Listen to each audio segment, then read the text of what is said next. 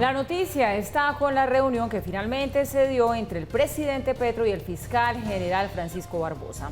Tras una semana de cruce de versiones, esto por la denuncia de un atentado que estaría fraguando el ELN en contra del fiscal, se dio este encuentro que fue, por cierto, bastante breve. 40 minutos duró esa reunión que tuvo lugar sobre las 11:30 de la mañana. El jefe del ente acusador, junto a la fiscal, o mejor, a la vicefiscal Marta Mancera, llegó al Palacio de Nariño, donde era esperado por el presidente. El encuentro fue privado, a puerta cerrada en el despacho presidencial. Fuentes consultadas por Red Más Noticias, sin embargo, manifestaron que una de las conclusiones a las que llegaron es coordinar con las fuerzas militares un completo esquema de protección para resguardar la seguridad del fiscal, es decir, van a reforzar la seguridad del fiscal Barbosa. Y de acuerdo con el comunicado oficial que sobre esta reunión emitió Presidencia, el mandatario escuchó atentamente los argumentos y recibió la información que posee el fiscal sobre su caso en particular. Pero bien, hay que decir que horas antes de que se diera este encuentro, el fiscal Barbosa había hecho públicas fuertes declaraciones sobre la respuesta y la reacción que había tenido el gobierno a su denuncia y también sobre el tiempo desde el cual, dice el fiscal, tendrían conocimiento de este posible atentado del ELN en su contra. Incluso dijo el fiscal que responsabilizaba al gobierno colombiano de lo que le pudiera suceder. El pasado martes, la Fiscalía General de la Nación denunció que miembros del Ejército de Liberación Nacional estarían planeando un atentado contra el fiscal general Francisco Barbosa. Según información conocida por el ente investigador y confirmada por inteligencia de las fuerzas militares, desde Venezuela se estaría planificando este ataque en el que se emplearían francotiradores. En 6 AM Hoy por Hoy de Caracol Radio, el fiscal general se refirió a este posible atentado que se habría planeado semanas previas al cese de hostilidades anunciado por esta guerrilla que adelanta un proceso de paz con el Estado colombiano y también a la postura del gobierno nacional. Yo responsabilizo al Estado colombiano y al gobierno colombiano de lo que le pueda ocurrir a mí o a mi familia. Al día de hoy yo no he recibido ni siquiera una llamada del presidente de la República. Eso le quería preguntar. Además que no la necesito, pero por lo menos uno esperaría que exista algún tipo de solidaridad institucional. El fiscal también criticó la postura que tomó el comisionado de paz, Danilo Rueda, frente a este posible atentado, al asegurar que hay un interés de sabotear la paz. No, aquí no hay enemigos agazapados de la paz. Aquí seguramente lo que hay es enemigos evidentes de la institucionalidad y de la justicia en Colombia. Eso es lo que hay. Y por eso yo rechazo por mezquinas, por miserables, por canallescas, las expresiones del comisionado de paz, que ya empezó a recular y seguramente hoy va a decir que fue malinterpretada.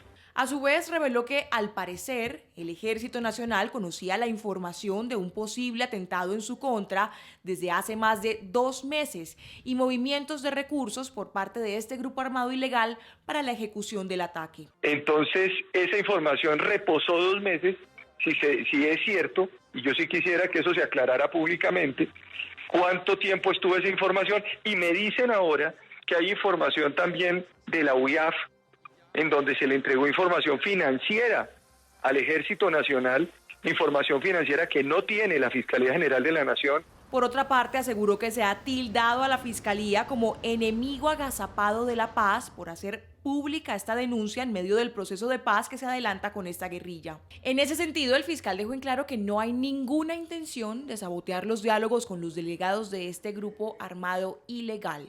Sin embargo, señaló que era una realidad que no se podía ocultar y que también vincularía al general Eduardo Zapateiro y la senadora María Fernanda Cabal, contra quienes supuestamente también se planeaba un atentado. La posición del comisionado de paz no es la de cualquier persona, es la del representante del presidente de la República en el marco de esas negociaciones. Entonces, que digan de frente quiénes son los que están en contra del proceso de paz, pero también que digan de frente y colaboren con la justicia sobre qué informaciones tienen sobre posibles atentados. El fiscal y el presidente Gustavo Petro sostuvieron una reunión luego de las declaraciones y denuncias del fiscal Barbosa. Tras escuchar los argumentos, el mandatario le expresó su apoyo al alto funcionario. Bueno, siguen las implicaciones y siguen los ecos de este episodio en el cual la Fiscalía, el fiscal general de la Nación, ha revelado que existe un plan para asesinarlo, un plan de parte del ELN. El día de hoy hubo 2 capítulos nuevos en esta historia, 2 capítulos con matices distintos, aunque deberían ser convergentes, pero no lo son, lamentablemente. El de la mañana, en el que el fiscal salió a referirse en medios de comunicación a lo que había dicho Danilo Rueda, el comisionado de paz, cuando dijo sencillamente que él le creía al ELN, es decir, en las versiones que se han encontrado hasta el momento, la de la Fiscalía, que está apoyada en inteligencia militar, en inteligencia de Estados Unidos, además en la Policía Judicial, que dice que el plan existe, y el ELN, que salió a desmentir. Allí entra el comisionado de paz, el doctor Danilo Rueda, a decir que él le cree al ELN porque al ELN hay que creerle. La reacción del fiscal creo que es razonable, es comprensible, es decir, bueno, en este caso usted está creyéndole más al ELN, que ha tenido una trayectoria de delincuencia, una trayectoria de ilegalidad, una trayectoria de mentiras también a la opinión pública. ¿Le cree más al ELN que creerle al mismo Estado? Porque creo que es razonable el fiscal cuando dice que no se trata de su punto de vista, se trata de las fuentes de inteligencia militar, una inteligencia militar que no depende de la Fiscalía, una inteligencia de los Estados Unidos que no depende de la Fiscalía. Por lo tanto, fuentes diversas, pero aparte de eso, fuentes que no están sujetas o subordinadas al fiscal. Y en esa medida, pues que el comisionado de paz diga lo que ha dicho es bastante desconcertante. El capítulo de horas más tarde tiene un matiz distinto, y es el presidente Gustavo Petro asegurándole al fiscal en esa reunión que tuvieron, asegurándole que va a tener protección, que le va a brindar protección y que va a ordenar a los organismos respectivos que hagan una investigación profunda para saber qué es lo que está pasando acá. Digamos que la posición del presidente Petro es mucho más cauta, es mucho más razonable, más ecuánime, propende por esa investigación, es decir, parecería que en todo caso no le cree a las fuentes de inteligencia militar, pero también ofrece la protección al fiscal, que es lo mínimo que se debería ofrecer. Ahora, cuando uno trata de pegar las dos mitades, la mitad del comisionado de paz y la mitad del presidente Gustavo Petro, pues definitivamente no riman, definitivamente están en lugares distintos y en discursos distintos. Lo que lo lleva a uno a pensar si la política de diálogo con el ELN se está llevando de acuerdo con lo que piensa el presidente. Uno pensaría que sí, porque difícilmente el doctor Danilo Rueda va a ofrecer dádivas, va a ofrecer puntos de vista, va a ofrecer derroteros que no estén avalados en últimas por el presidente Petro. Sin embargo, en la medida en que Danilo Rueda le cree al ELN y el presidente Petro le da el respaldo, por lo menos de labios para afuera, al fiscal, pues allí sí hay una ruptura. Y se esperaría que el comisionado de paz reflejara claramente el punto de vista y la posición del presidente de la República en toda esta discusión, y no el punto de vista del ELN. Ahora bien, si el presidente de la República piensa lo mismo que piensa Danilo Rueda, pero no se lo comunica a la opinión pública, ahí sí que tenemos un problema muchísimo más grave en este momento. Y el Grupo Aval, cambiamos de tema, y su filial Corfi Colombiana llegaron a un acuerdo con la Comisión Nacional del Mercado de Valores de los Estados Unidos para terminar la investigación relacionada con el caso Odebrecht. Deberá pagar una multa de $40 millones. Sin embargo, esta es una decisión a la que reaccionó el presidente Petro y reaccionaron también otras voces. El Departamento de Justicia y la Comisión Nacional de Mercado de Valores de Estados Unidos llegaron a un acuerdo con el Grupo Aval y su filial Corfi Colombiana para cerrar el proceso que se adelantaba por violar las prácticas comerciales antisoborno en el caso de Odebrecht. El Grupo Colombiano acordó pagar $40 millones para resolver las acusaciones que enfrentaba en la Comisión de Valores, donde se le investigaba por obtener un contrato de gobierno para un proyecto de infraestructura de carreteras. Las autoridades de Estados Unidos tuvieron en cuenta la colaboración desde Colombia. De acuerdo con la investigación de la comisión, Corfi Colombiana, a través de su expresidente José Elías Melo y en asocio con Odebrecht, sobornó a funcionarios gubernamentales en Colombia, y cita al exministro Gabriel García Morales, para obtener la extensión de un contrato en la Ruta del Sol 2. Según el reporte, Corfi Colombiana causó las violaciones del Grupo Aval, que le representó un beneficio financiero indebido por un monto de aproximadamente $32 millones. Deja claro que no encontró responsable a los accionistas del Grupo Aval y determinó que la familia Sarmiento tampoco tuvo nada que ver en esa trama delictiva. El responsable es José Elías Melo. Las resoluciones con el Departamento de Justicia de Estados Unidos y la Comisión se basaron en información recopilada por estas agencias estadounidenses, incluyendo pruebas testimoniales de terceros relacionadas con las acciones realizadas por Melo y que fueron conectadas al esquema de sobornos liderado por Odebrecht y vinculado a este proyecto. José Elías Melo fue condenado por la justicia colombiana a 11 años de prisión por participar y conocer de estos sobornos en la adjudicación de la Ruta del Sol 2, que fomentó Odebrecht.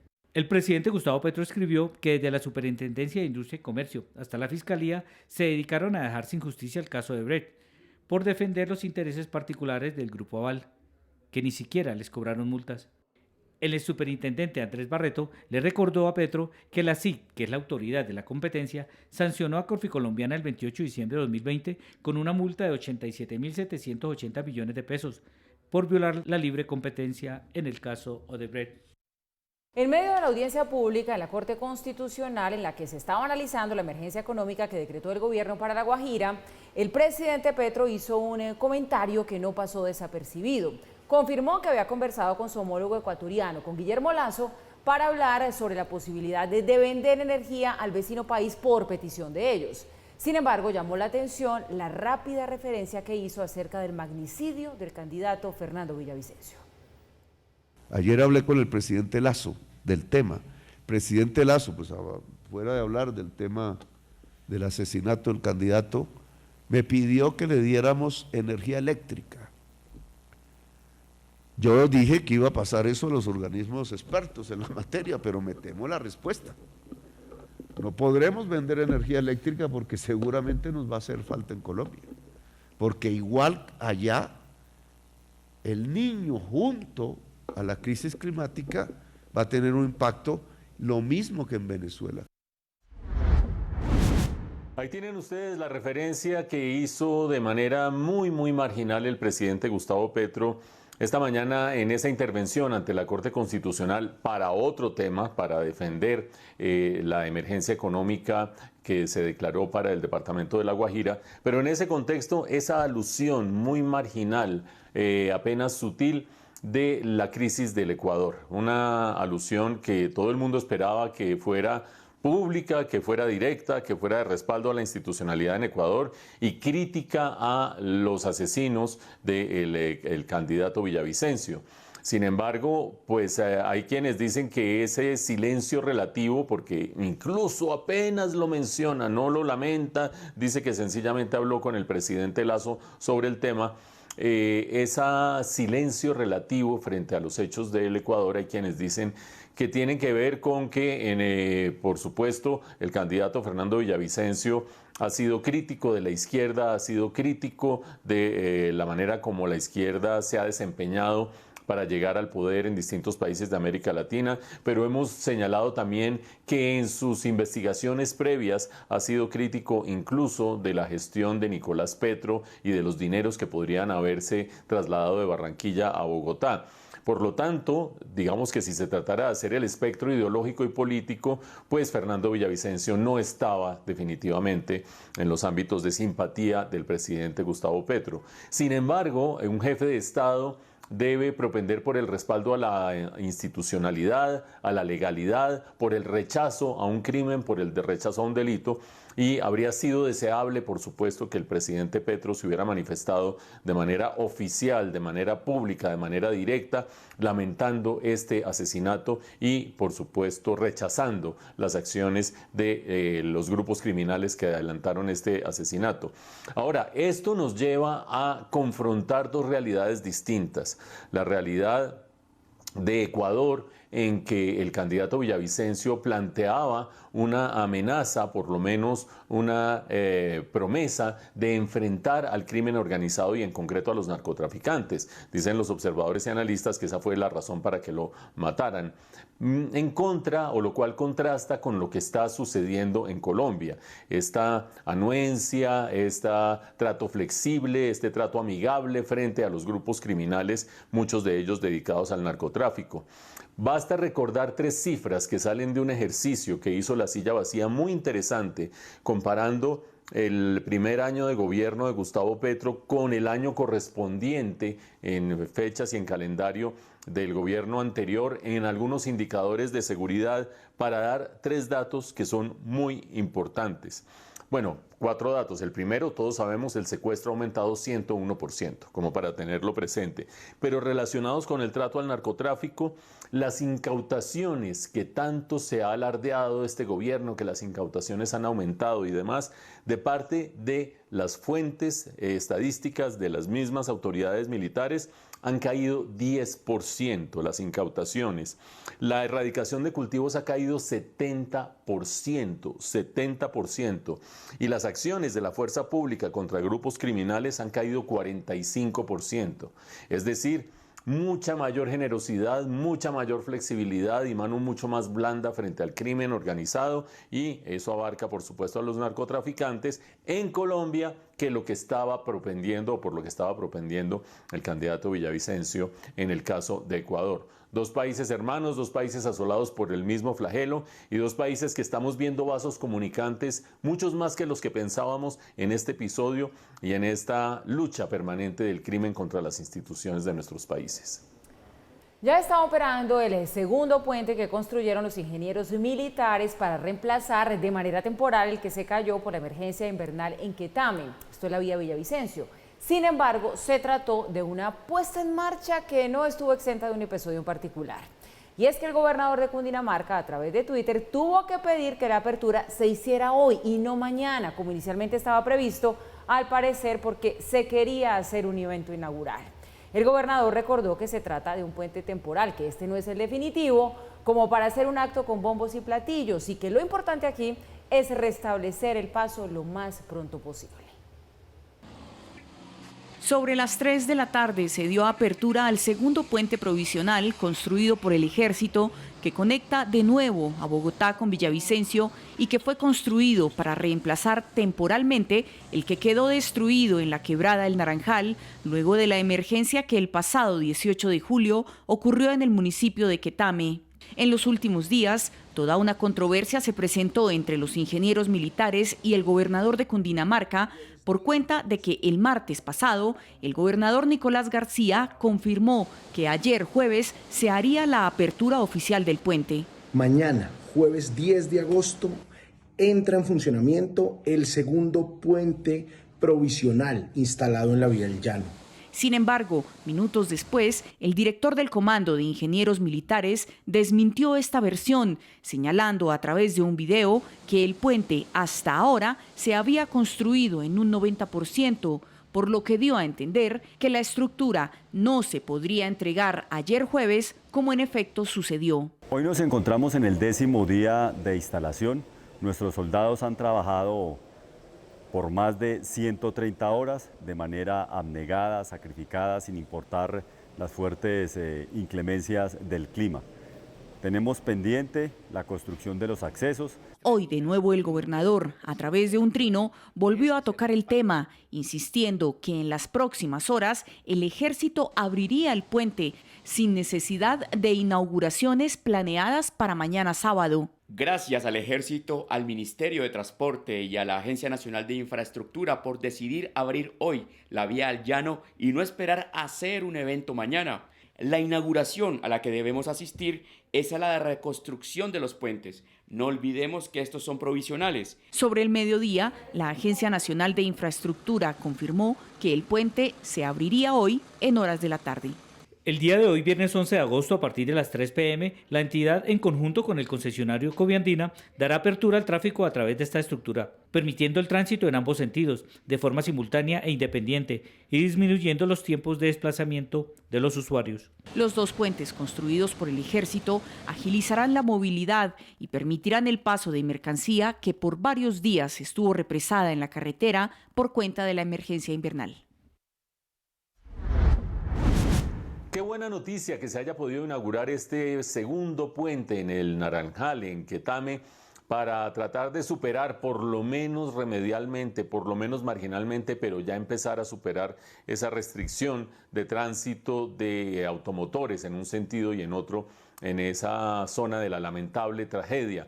Y digo que bueno no solamente por las razones obvias, las que esgrimía el gobernador de Cundinamarca diciendo, hey, no vamos a esperar un día más por cuestión de protocolo, porque van a invitar a fulano o a mengano y a que se tomen la foto si ya está listo el puente. Qué bueno que hayan caído en cuenta de que no tiene ningún sentido hacer con esto campaña política ni nada parecido y que lo razonable es puente listo, puente abierto y tránsito fluyendo. Eso por una parte, pero por otra parte, qué bueno y hay que celebrar y hay que saludar la dedicación con que los militares, los ingenieros militares, etcétera, etcétera, han hecho estas obras. Recuerden ustedes, cuando se dio la tragedia de Naranjal en Quetame, estamos hablando de 18 de julio, se pensó que los arreglos y la posibilidad de restablecer flujo a través de esa zona iba a tardar quizás entre 1 y 2 meses. Y en ese momento las alertas se prendieron, las alarmas se prendieron, no solamente por los estragos que esto tiene sobre la población, amén de las víctimas mortales, que evidentemente hay que tenerlas presentes en primer lugar, pero también la manera de vida de la gente y la vida económica de la gente. No solo por eso, sino el impacto que esto puede tener sobre la inflación, y con la inflación el impacto sobre las tasas de interés y sobre la actividad económica y el empleo. Pues bien, de ese mes a 2 meses, más o menos 6 semanas estimadas, ojo al cronograma, 18 de julio la tragedia, 30 de julio primer puente de 54 metros, estamos hablando de 12 días después, labor admirable definitivamente, y ahora 11 de agosto, es decir, 23 días después, el segundo puente de 61 metros.